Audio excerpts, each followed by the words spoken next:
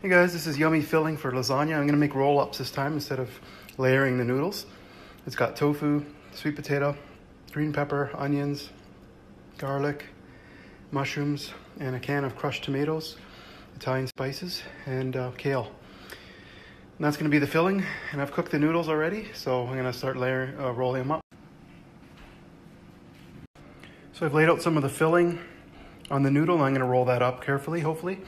And so make sure this is thick, so it's not gonna run out the sides. You know, I put tofu and sweet potato, and it's pretty thick here. So let's see, cashews, cheese, whatever you want.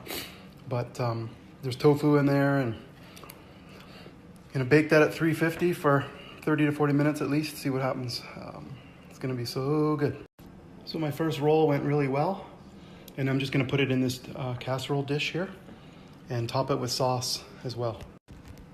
Hey guys, so here's the lasagna rolled up. Amazing. I'm gonna use a can of crushed tomatoes to top it. You can put cheese on it, like vegan cheese, or there's all sorts of options, or just the sauce.